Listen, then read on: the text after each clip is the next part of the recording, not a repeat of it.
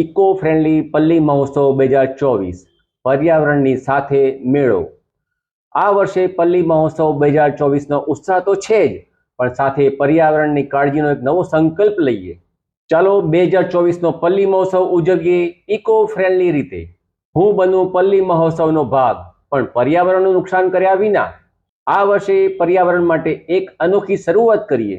પલ્લી મહોત્સવ 2024માં અભિષેક કરીએ, પણ ઘી સ્વચ્છ રહે તેવી વ્યવસ્થા પણ કરીએ। માનનીય વડાપ્રધાન શ્રી નરેન્દ્રભાઈ મોદીજીના સ્વચ્છતા અભિયાનમાં જોડાઈને આપણી ધરતીને રાખીએ સુરક્ષિત। આ પલ્લી મહોત્સવમાં શ્રદ્ધા, આનંદ, ઉલ્લાસ પણ છે, પર્યાવરણની કાળજી પણ જરૂરી છે। આ પલ્લી મહોત્સવમાં દરેક જ્ઞાતિનું સન્માન જળવાય તેવી કાળજી લઈએ। દરેક ભક્તોના હાથમાં કુદરતી દીવા અને જય વરદાયિની જય જગદંબાના ભક્તિભાવ સાથે પલ્લી મહોત્સવ ઉજવીએ। મહોત્સવ પછી પર્યાવરણની જવાબદારી। આ વખતે કચરાનું યોગ્ય વ્યવસ્થાપન કરીએ, વિલન સમાન પ્લાસ્ટિકને દૂર કરીએ, કુદરતી સામગ્રીનો ઉપયોગ કરી આપણે ઇકો ફ્રેન્ડલી પલ્લી મહોત્સવના હિમાયતી બનીએ। પર્યાવરણ બચાવીએ, પલ્લી મહોત્સવને યાદગાર બનાવીએ। જય વરદાયિની જય જગદંબા, જય વરદાયિની જય જગદંબા, જય વરદાયિની જય જગદંબા, જય વરદાયી માતા।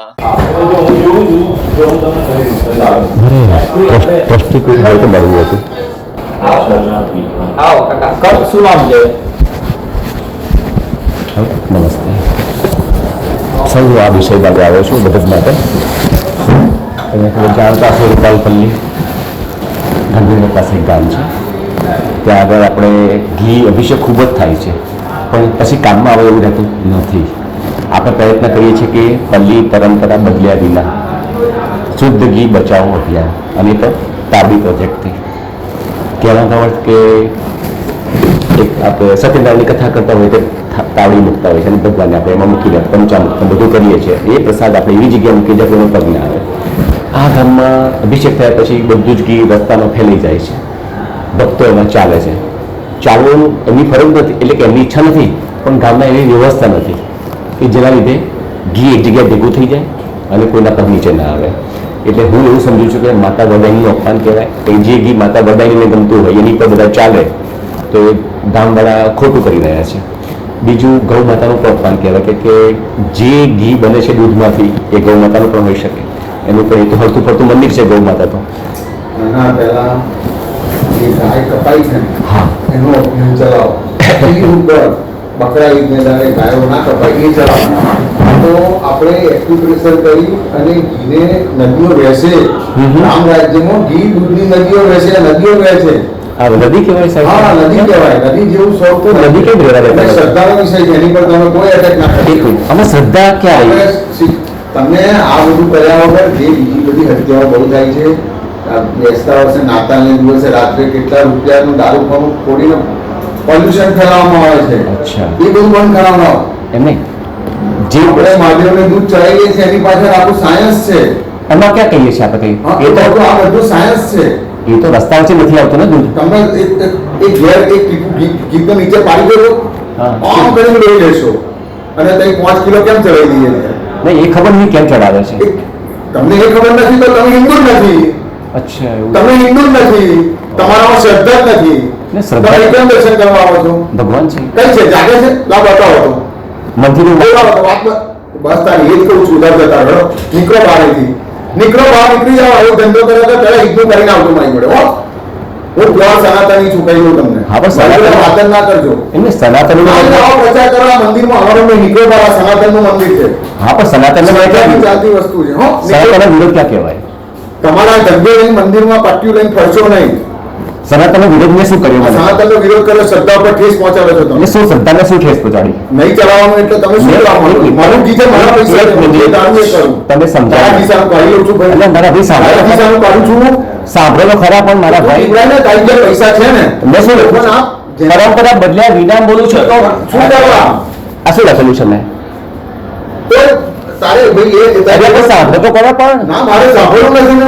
પરંપરાનો વિરોધ હું કઈ રીતે કર્યો? તો તારે ભાઈ તઈ ગાઈ જાઓ, મંદિરમાં જાઓ, જે કરે છે એમની જોડે તમે મને કહી રહ્યા છો કે સનાતનનો વિરોધ કરું આ છું સનાતનના વિરોધ તમને કઈ કેવું લાગ્યું કે વાત પહેલા ઈદનું બંધ કરીને આવો, ગાયો કપાતી બંધ કરો. તમે જોબ તો આપો. આપણે તો ગયા વગર ઈદ બકરા ઈદના દાડે જે પશુઓ કપાય છે ને એ બંધ કરીને આવતા. અલ્યા ભાઈ એમ કહું છું કે તમને વિરોધ ક્યાં દેખાય છે જીવ નથી, આ ઘીનો જીવ નથી. આમાં મેં શું કહ્યું ઘી ના અભિષેક છે એવું બોલું છું ગાયનું અપમાન થાય છે એમ કહો છો ને. ગાયનું અપમાન પહેલું કેવું કર્યું? મારા ભાઈ પણ સાંભળે એને ખરા. કંટ્રોલ થઈ જાય છે.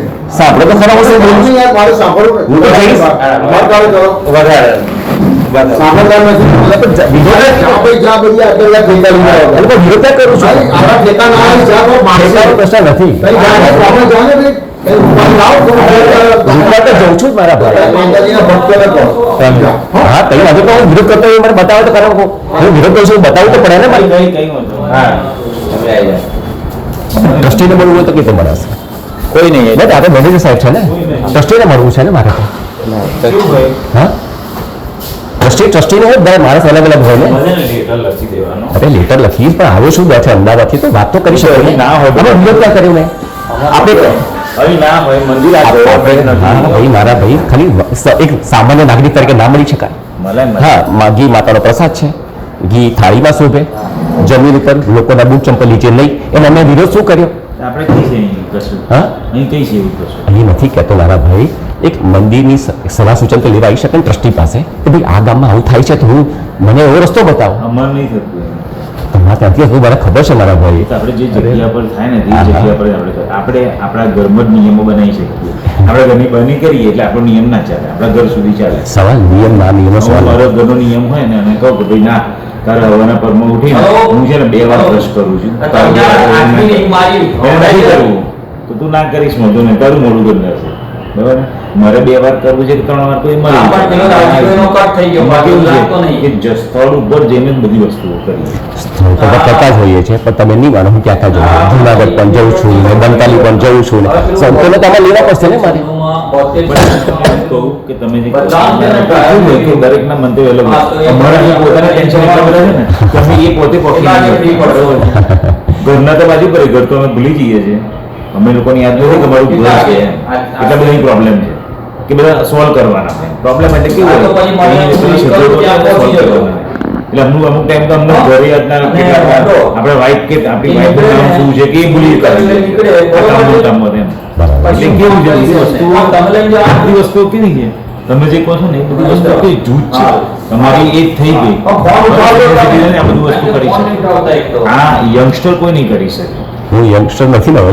ના હું તમને એ વાત કરું કે યંગસ્ટર આ વસ્તુઓ નહીં માને એમ નહીં કરી શકે જો સમય નથી એટલે એ બધી વસ્તુઓ હવે મારી પાસે સમય છે 19 નથી એટલા માટે મળવા આવ્યો છું પણ તમારી પાસે સમય છે અહીં છે ને કોઈની પાસે સમય નથી અહીં એટલા બધા કામ છે હા પણ ટ્રસ્ટી ક્યાં મળશે કેટલા કે મળશે એ તો કહી શકો ને એ તો તમે અહીં ના હોય ટ્રસ્ટી અહીં તો આવવાનું ક્યાં બેસે ટ્રસ્ટી તો બહાર કામ રહેતા હોય હા તો મને નંબર આપો હું વાત કરીને અમે મળીશ અમારે આપણો એ અહીં આવતા નહીં તો એનો તો નંબર ટ્રસ્ટી કઈ રીતના અહીંયા ના આવતા હોય તો જો કામ ના હોય તો ના હોય કામ હોય ને હા પણ વાત કરવાનો જ કોઈ એવો તો હોય ને સંપર્ક નંબર કે ભાઈ આ ટ્રસ્ટી જ ના આવે સંપર્ક નંબર ડાકો ટેમ્પલ તમે પણ તમારે લેટર લખી દો અમારે લેટર એની પ્રથા કેવી છે કે તમે એક લેટર લખી દો આરપી એડી કરી મને આપી દો એડ્રેસ તમારું જે કહેતા હોય તે ડાકોર રણછોડજી મંદિર ડાકોર લખી દેવાનું કશું જ નહીં ગુજરાતમાં કોઈ બી ડાકોર રણછોડજી મંદિર ડાકોર લખી દેશો ને એ ટપાલ અહીંનું કીધું હજી ટપાલ કોણે મળવી જોઈએ એવું કંઈ એને નહીં? જશે એને જશે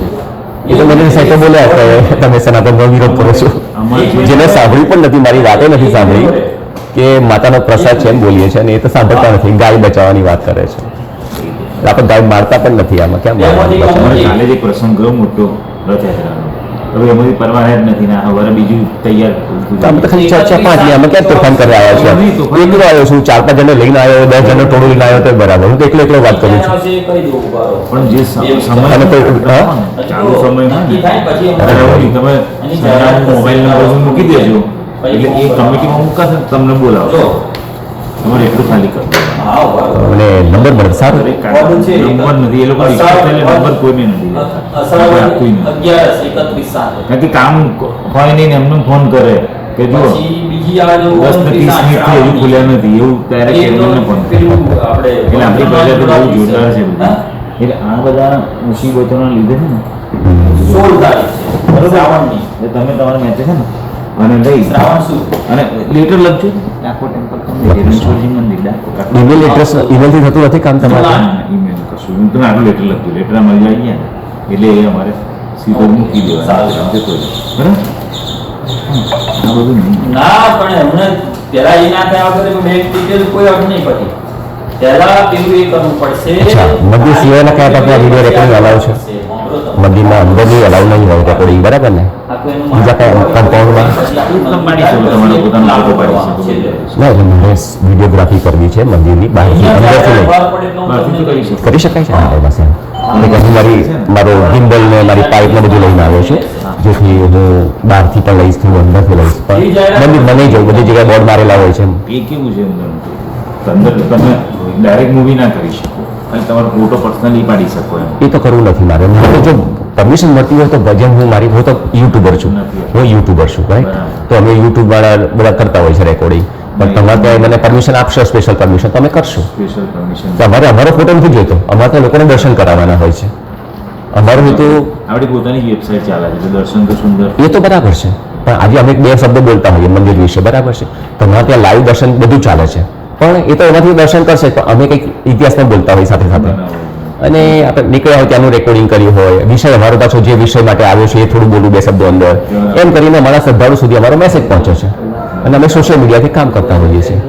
એટલે જો તમે એવી કે અંદર જઈને પરમિશન આપતા હોય તો કરીશ, બાકી તો બહાર નહીં કરું. એમ તમે મને કહેશો એમ જ કરીશ. મને ખબર છે ઘણા મંદિર અમે પૂછતા હોઈએ છીએ, ના પાડે છે તો નથી કરતા, હા પડે કરીએ. તમે તમારી પર્સનલ ફોટોગ્રાફી કરી શકો, બાકી તમે એક જ થયું ને, તો છોટે હવે હું પર્સનલ કરું કે દૂરથી ફોટોગ્રાફી તમને શું તમારો ફોટો પાડીને ડેરા નામ પાડી શકો એમ.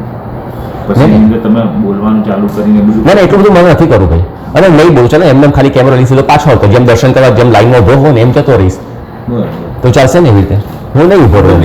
ઉપર તમે એનો ફોટો નહીં પાડવા એટલે પગથિયાની આ પગથિયા સુધી નહીં ચડું, કઈ લગી પાડવા એટલે પગથિયા ચડીને જેમ દૂરથી જેટલું દેખાય એટલું. આપણે જો ભગવાનનો નહીં પાડવા, હા, ભગવાનનો નહીં પાડવા. હવે જેમ આપણે આંખોથી દેખાય ભગવાન એટલા તો દેખાશે ને કેમેરાને. હું શું કહું છું, તમે જો કેમેરા ઊંચો કરશો ને એમાં સીધા પોલીસો રેડી હશે.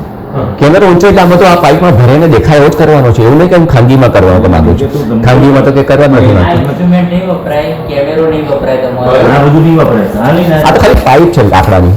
કશું જ એ નહીં. કશું નહીં. તમારી આંખો હમ ભગવાનને એ બધી વસ્તુ કેવી એની પરમિશન આવે છે, પરમિશન આપતા નથી. ના, કંઈ વાંધો નહીં. આ તો જે તમારી નક્કી કરેલું હોય, બાકી તો પ્રચાર થાય જેટલું કેમેરાથી રેકોર્ડિંગ થઈને જેમ દુનિયામાં જાય ને.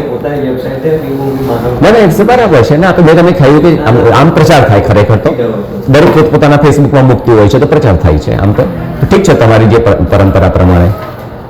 તો મારે મેનેજર સાહેબ એકવાર કહેવું હતું કે આ ઘી માતાનો પ્રસાદ છે, અમે એવું કહીએ છીએ જે પગ નીચે આવે છે ના શોભે, બસ એટલું જ અમે કહીએ છીએ. પણ એ અહીં શું લેવા દે એમ પૂછું. અરે ખાલી ગરમ થયા એને મારે ખાલી ઠંડા પાડવા છે. ના. જે સાહેબ તમે જે સમજ્યા છો, હજી આ તો આ એક જ વાંચ્યું અમને, આ એક જ વાંચ્યું અમને. હજી હું પાછળ વંચાવું પેલા તો ગરમ થઈ ગયા હતા. હવે મારું એટલું જ કહેવું છે કે માતાનો પ્રસાદ છે અને એ થાળીમાં શોભે, જમીન ઉપર અને લોકોના પગ નીચે નહીં. આટલું જ અમે કહેવાનું. સાહેબ એ તો મને ખબર છે.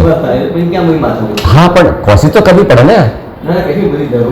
અરે દેશ આઝાદ થયો ને પહેલા નહીં, દેશ આઝાદ થયો ને, તમે જે કહો છો ને એવું નથી જોયું આપણે. દેશ આઝાદ થયો ને એ પહેલા ગાંધીજી આવ્યા હતા ત્યારે આઝાદ થયો. બાકી આપણે આજે ગુલામ હોત. ગાંધીજીએ શરૂઆત ના કરી સમજાવવાની, આપણે સમજાવવા પડે છે બધાને. ગાંધીજી કરતા બીજા 100 જણ હતા, પણ આ તો નામ જ ગાંધીજીનું આગળ હતું. હા, પણ આવ્યું ને એમનું યાર, પણ દેશ આઝાદ થયો નામ કોનું આવ્યું મહત્વ નથી. ગાંધીજી કરતા વધારે શહીદો થઈ ગયા છે. ગાંધીજી તો શહીદ નતા થયા, પેલા તો ફાંસીઓ લટકાયા. ગાંધીજી શહીદનું ભાષણ ખરી વાત છે. પણ છતાં પણ આપણે માની આપણે આઝાદ થયા. આવું યંગ બ્લડ તો ગાંધીજીને અત્યારે જન્મ લે તો વોટ જ ના આપે ફરી. સમજી ગયા? હા હા, ગાંધીજી જો આ પૃથ્વી પર પાછા આવે તો કોઈ વોટ જ ના આપે ને ઉભા રહેતો ચૂંટણીમાં. બરાબર. આપણે પદ્ધતિનું છે આઝાદ થયા. તો તમને જે કહો છો એ ગાંધીજી કરતા બીજા ભગત સુભાષચંદ્ર બોઝથી મોડીને ભગતસિંહથી મોડી બધા ફાંસીએ લટક્યા. ગાંધીજી એમને લટકાવી દીધા આઝાદીના નામે, ગાંધીજી ના લટક્યા. જો ભાઈ હવે એટલે કાકા એ ગાંધીજીની વાત છોડો અહીંયા. ના ના, અમે ગાંધીજીએ તો ખાલી નામના લીધી, જે શહીદ થયા એમને દેશને આઝાદ કરાવ્યો. કહેવાનો ગાવાનો અહીં મારા સ્ટાફનું કામ ના બગાડશો, તમે નીકળો. કાકા તમે એટલું બધું આટલું વાક્ય વાંચી લો. મારે કોઈ વાંક ઘી માતાનો પ્રસાદ છે, ઘી થાળીમાં શોભે, જમીન ઉપર પગ લોકો નીચે નહીં, એટલું જ અમે કહીએ છીએ. અમે એમ નથી કહેતા કે તમે ઘી ના સાંભળી જોવો. લીધું. જોઈ લીધું ને સાંભળી લીધું. અમારે એ મંત્રી સાથે કોઈ લેવા દેવા નથી. બરોબર તમે? હા, કઈ વાંધો નહીં. તમારું નામ તો કહેશો ખરા એક વખત? જગદીશભાઈ દવે. જગદીશભાઈ દવે. હા. ઓકે, નમસ્તે. જગદીશભાઈ પ્રવીણચંદ્ર દવે. દવે. હા, નમસ્તે. હા નમસ્તે. બરોબર. હાજી. જલ્દી પડો. ટાઈમ ના પડો. હાજી. ક્યારે ઘીની નદીઓ વહેતા જોઈ છે ખરા? હા, અમે એ જ ઘીની વાત કરી રહ્યા છીએ કે જે તમે ખાવામાં ઉપયોગ કરો છો. ગુજરાતમાં એક ગામ એવું છે કે જ્યાં ઘીની નદીઓ વહે છે, સાથે સાથે સ્વિમિંગ પુલ પણ ઘીનો બનાવવામાં આવે છે. અહીં કોઈ વાત મજાકની નથી, પરંતુ શ્રદ્ધાની વાત છે. કહેવાય છે કે ગાંધીનગર પાસે રૂપાલ નામનું એક ગામ આવેલું છે. આ ગામમાં વરદાય માતાનું મંદિર છે. પાંડવોના સમયથી જ અહીં એક પલ્લીની રચના કરવામાં આવે છે કે જે પલ્લીની અંદર લોકો ઘી ચડાવીને પોતાની માનતા પૂરી કરતા હોય છે. લોકોની માનતાઓને આસ્થા એટલી બધી વધારે હોય છે કે પલ્લીમાં ચડતા ઘીને કારણે આખા ગામમાં ઘીની નદીઓ વહેવા લાગે છે. હવે સવાલ થાય કે એટલું બધું ઘી આવે છે ક્યાંથી? તો જે પણ વ્યક્તિની માનતા હોય એ 5 કિલો, 10 કિલો કે 15 કિલો ઘી માતાજીની પલ્લી પર ચડાવે છે અને પોતાની માનતા પૂરી કરે છે. આ રીતે ગામ આખું ઘીથી તરબોળ થઈ જાય છે. આ તો શ્રદ્ધાની વાત છે, પરંતુ માતાજી આવી રીતે ઘીનો બગાડ કરવાનું ક્યારેય ન કહી શકે. હા, શ્રદ્ધા પૂરી કરવા માટે આપણે પલ્લીમાં ઘી ચડાવવું જ જોઈએ, પરંતુ આવી રીતે ઘીનો બગાડ કરવો એ યોગ્ય નથી. કહેવાય છે કે આ ઘી કે જે રસ્તા પર હેમખેમ પડ્યું હોય છે એને કેટલાક ગરીબ લોકોમાં વિતરણ કરી દેવામાં આવે છે. રસ્તા પર પડેલું આ ઘી ખૂબ જ ગંદા સ્વરૂપમાં હોય છે, જે ખાઈને ઘણાના સ્વાસ્થ્ય પણ બગડી શકે છે. માતાજીની શ્રદ્ધાનો સવાલ છે તો આપણે જરૂરથી પલ્લીમાં ઘી ચડાવીને આપણી માનતા પૂરી કરવી જોઈએ, પરંતુ આવી રીતે ખરેખર ઘીની નદીઓ વહેડાવી ન જોઈએ અને તેમને બાળકોના પોષણ આપવા માટે ઉપયોગમાં લેવું જોઈએ. સદીઓથી આ પ્રથા ચાલી રહી છે, તેની સાથે લોકોની આસ્થા જોડાયેલી છે અને આસ્થા ખરેખર સાચી પણ છે. પણ ભગવાન જ કહીને ગયા છે અને આપણા શાસ્ત્રોમાં પણ લખ્યું છે કે અન્નનો બગાડ ક્યારેય કરવો ના જોઈએ. એ ખરેખર ભગવાન જ છે. અહીં ઘીનો બગાડ આપણે ચોખ્ખો જોઈ શકીએ છીએ, તો ખરેખર આ બાબતથી આપણે થોડુંક જાગૃત થવું જોઈએ. ગુજરાતમાં આજે પણ 10%થી પણ વધારે લોકો કુપોષિત છે અને કુપોષિત બાળકોનો જન્મ પણ થયા રાખે છે. માતાને ચડાવવામાં આવતા ઘીથી ઘણા બાળકોને પોષણ મળી શકે એમ છે, તો આવા ઘીનો ઉપયોગ ગુજરાતમાં કુપોષિત બાળકોને પોષણ આપવા માટે કરવો જોઈએ. આ બાબતે તમારું શું માનવું છે? કોમેન્ટમાં જરૂર જણાવજો.